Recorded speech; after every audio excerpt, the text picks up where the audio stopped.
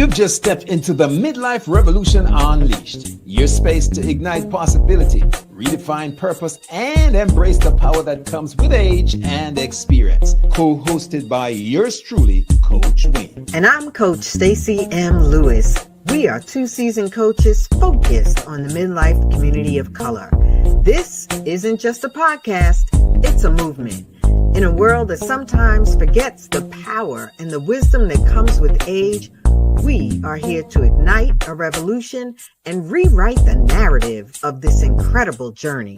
So, whether you're navigating your career, growing your business, rediscovering passions, or challenging the status quo, this is your space. So, buckle up. Let's dive into the Midlife Revolution Unleashed.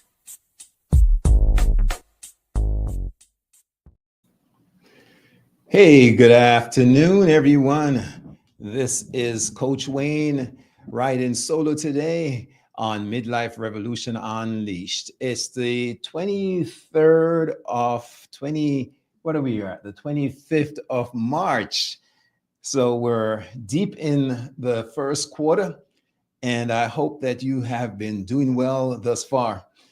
I work with men of color and help them through midlife so that their second half can be their best half. Notably absent today is my co-host, Coach Stacey M. Lewis, who works with women in midlife and helps them as well to land safely, comfortably, and successfully on their second half. And she's also an executive for a non-for-profit. But Stacey is out today as she is currently going through the loss of her mother. So if you are able to, please give Stacey a holler and just let her know that your prayers and your well wishes are with her as she is going through the loss of her mom. Stacey, we are with you, and the Most High is with your mom. So I hope you're finding a way of dealing with this and somehow celebrating the gift of the time that she was given to share with you. Now, I know that sounds for some a little callous when we talk about loss and celebration.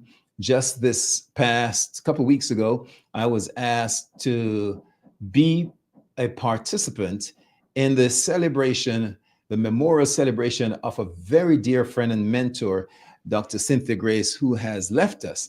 And her husband, Gary, called and said, Wayne, I think I need for you to come through and not just pray with us, but say a few words. And I was happy to do that. And indeed, it was a celebration because sometimes we are focused on the absence of a loved one, and we get lost in our own feelings and our own heads about what is going on and what is about to be absent. So it's really we tend to focus on ourselves in not a conscious way, but subconsciously or unconsciously, we get caught in our own heads. What are we going to do without mom? What are we going to do without our dear husband? And that's tough, but it's real. And so today, what I'd like to do is share with you some steps, maybe 4 steps that you can take, we all can take to fare stronger or better, or I don't want to use the word strong because that sort of takes us down another road, which I would rather leave, and that is that man box that our men, Black men especially, find themselves in. You know, when there's somebody attending, say, a funeral or the home of a man, especially in our community, that has suffered a grave loss of a child, a sibling, whomever it is.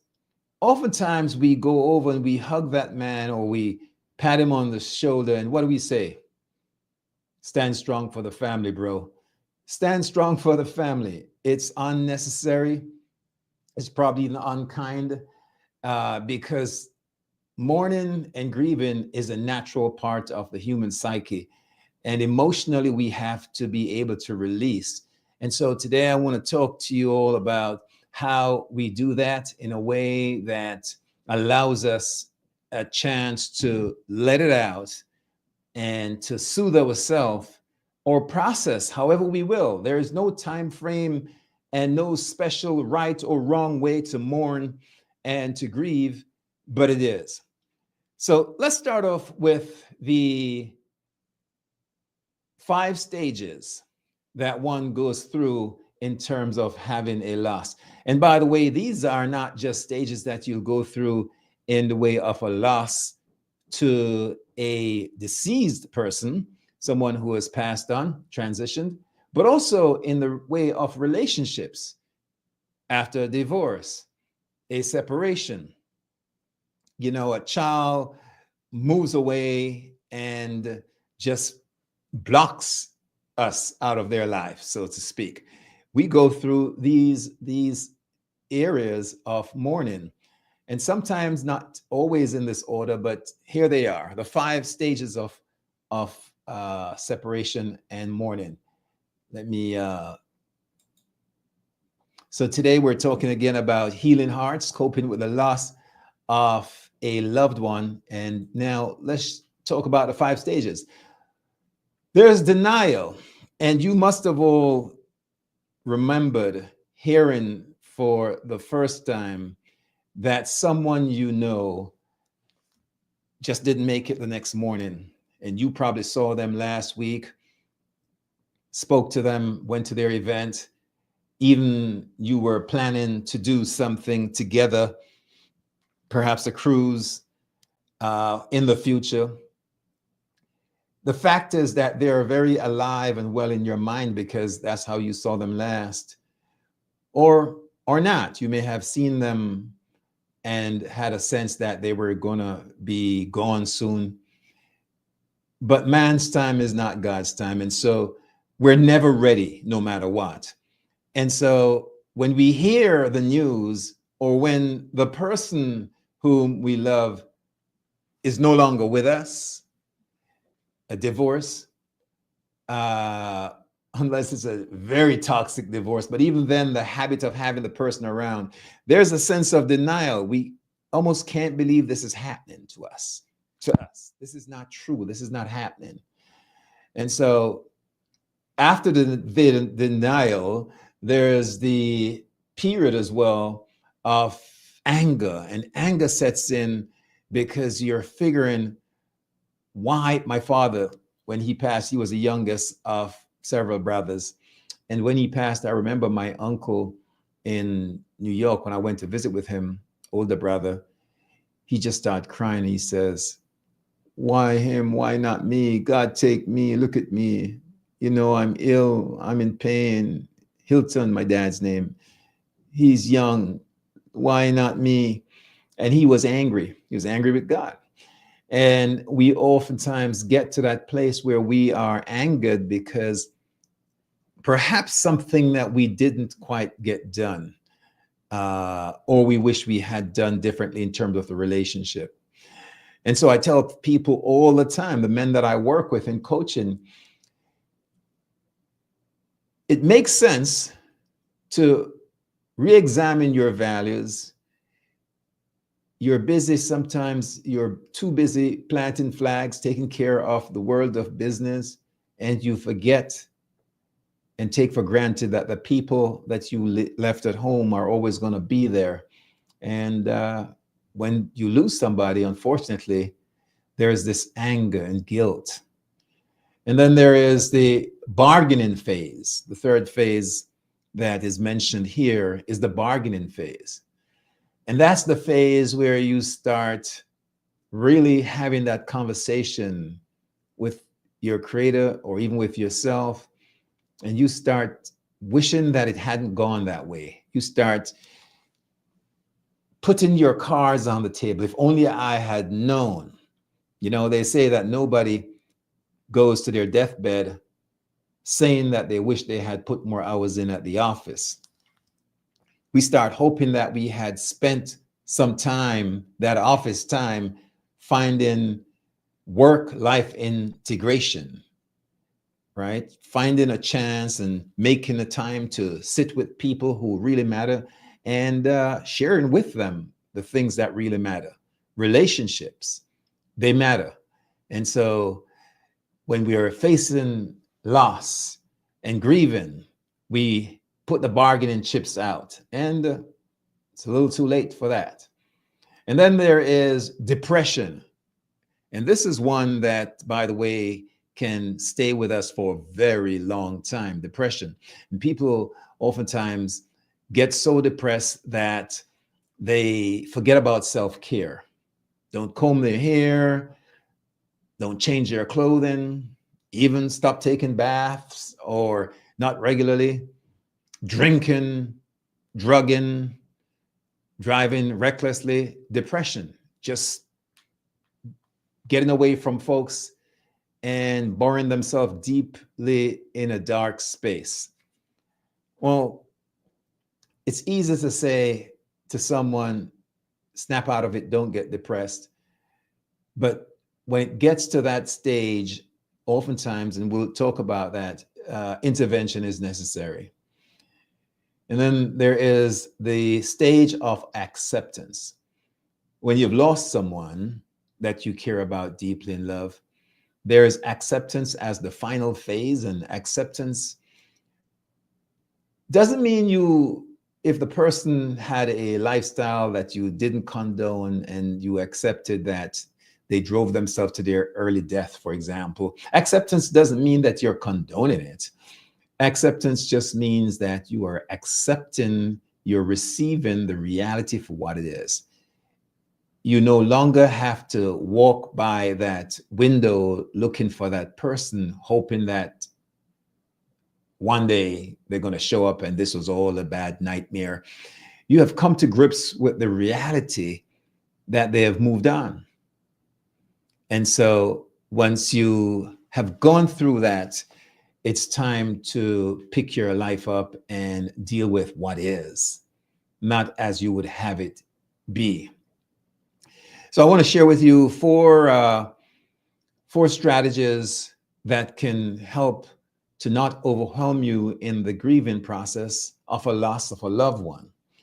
And the first one is just allowing yourself, giving yourself permission, right, to grieve, giving yourself permission to grieve. And that simply means taking the time to do what you got to do, how you have to do it, when you have to do it, right? And where you got to do it. You just got to grieve. And if you feel like doing it, do it. There's no need to be the man and to be strong and to pretend. Let it go. Because if you hold on to the stuff, one day you're either going to explode or implode. And we see in my work so many men, and I'm sure Stacy can speak for that when she's on women, who contain their emotions, their anger, their disappointment, their fears, whatever it is. And it comes back to haunt them and the people that are closest to them, whether it's their family members or their colleagues at work, their neighbors, because it has to go somewhere. So we're suggesting, or I'm suggesting, that you allow yourself the time, give yourself permission to grieve. Take some time and allow that to happen. And by the way, you can schedule the time. Now, I know that sounds pretty formal, but if you're having a very hectic, busy day, you can truly plan to just say, this afternoon after lunch, I'm going to go take a moment in my study by the beach, and that's my time. You can plan that time and then give your permission to just do what you do. The second way that I'm recommending that you may handle losing someone in a way that's healthy is to create memories in the way of a scrapbook, a memory book. And of course, I'll talk about this as it connects to the next point right after. But you might want to pick up little memorabilias, a card or cards that the person had given you that meant a lot. You know, the first movie ticket when you had your first date, you want to keep that. Now, you're not going to spend all your time just going through this and keeping yourself in that dark place, but just so that you can feel attached somewhat or not feel guilty of just letting go, you might want to do this. And even in your time that you have allocated for grieving, you might go through and put this memory book together, this scrapbook together, where you have very special memorabilia. In some cultures, I know the Yoruba cultures, they create shrines for their loved ones who have gone, the ancestors, as a way of honoring and remembering them. Oh, we do it in our world every day. You walk down the street right now and you go to a square, you're likely to see the statues of folks who have gone. That's a form of memorizing, as it were, or keeping alive the memories of folks who you honored who have gone. And so you can do that on a more personal scale at home. And then number 3 is to adjust your environment. And what do I mean by that? I'm glad you asked. Adjusting your environment. If you have a life-size portrait of, say, your mother in the living room and you are grieving heavily and you are triggered every time you see that portrait and you spend the majority of your time passing that portrait or in the living room, then you might want to move the portrait into a space where it's not as apparent or obvious. So you control your exposure to the trigger, right?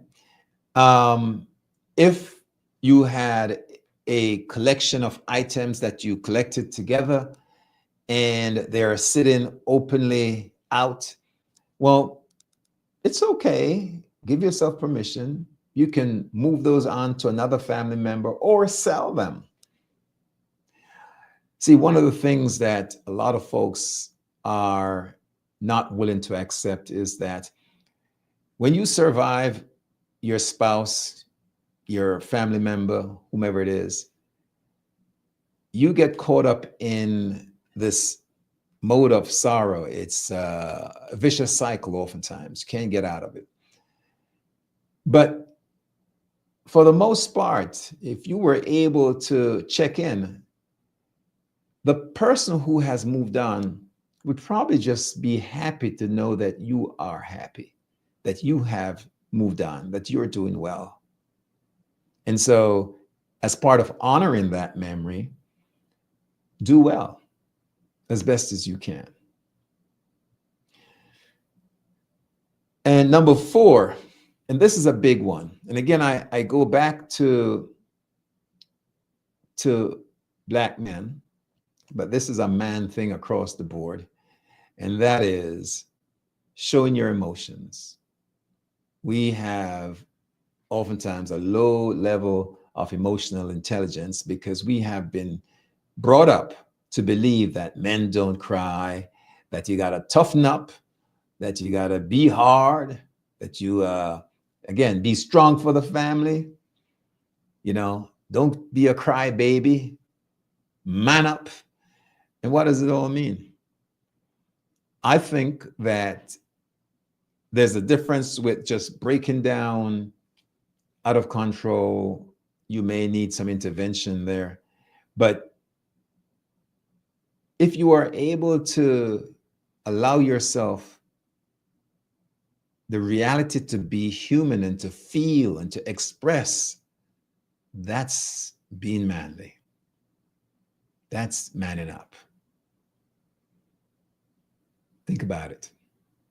Wouldn't you rather have a father or a brother or a spouse, wife, sister, who expresses the range of emotions of a full human being than someone who is so hard in the heart that you can't really see their authentic self? So controlled and contrived that you can't, like a stone heart. So one of the ways that I recommend that my clients, and I have been there myself, deal with a loss is through seeking support, this support of people who love and care about you, people who want to see you win, people who want to see you healthy, people who want to see you heal. And these don't have to be professionals. Go play some dominoes around some friends who will take your mind off of it, who will help you to sort of adjust and fit back into the real world.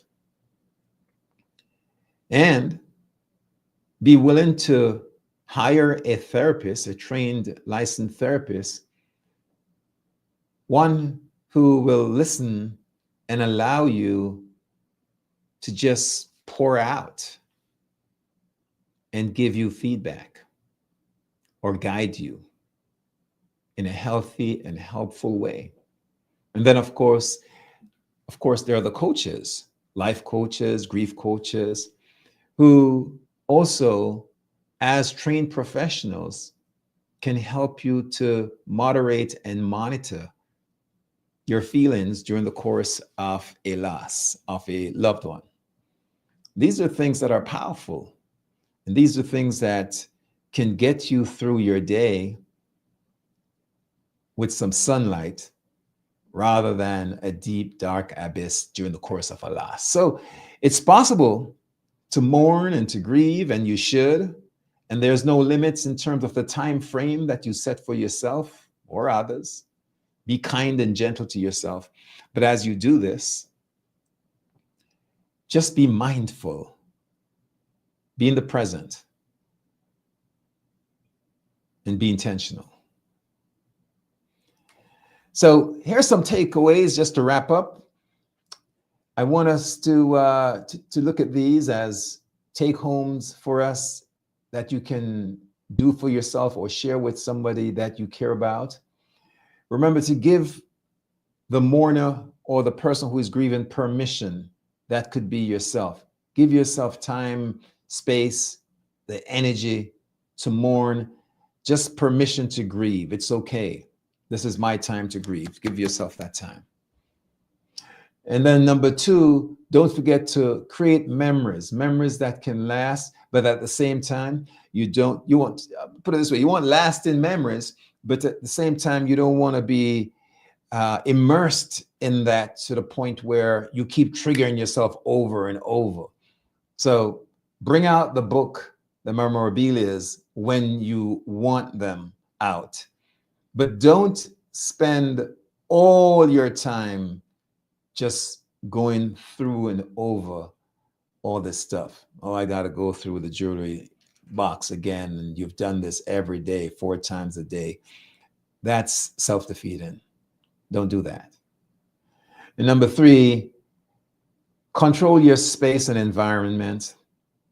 You want to have a space and environment where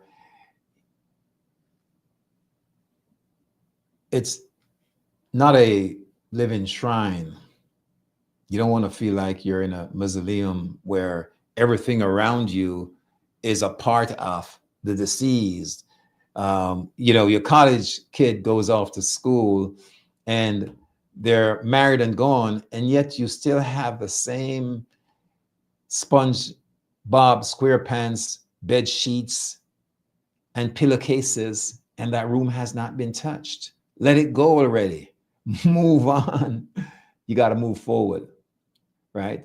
And allow yourself to just breathe and be normalized. So let it go. And seek support. A trusted friend, partner,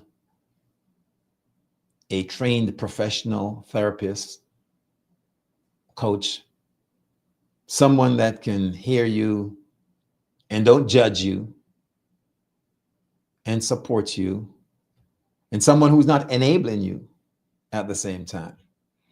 So I want to say that all of that is important and very possible as you and I will go through unfortunately, many stages of dealing with losses. And we just have to make sure that we know it's part of life and we're ready for it. So again, Stacy, my friend, my good sister, Audrey and I, and many others have been pouring into you and to your family, saying that our condolences to the loss of your dear mom. And we hope to see you back whenever you're ready to be back. But in the meantime, Stacy, stay well, stay healthy, and God be with you. Folks, we're getting out of here. It's that time. We're going to do it again next week, same time. And to reach Stacy, of course, Coach Stacy, simply have to get to her on the StacyMLewis.com, at Stacy at the StacyMLewis.com.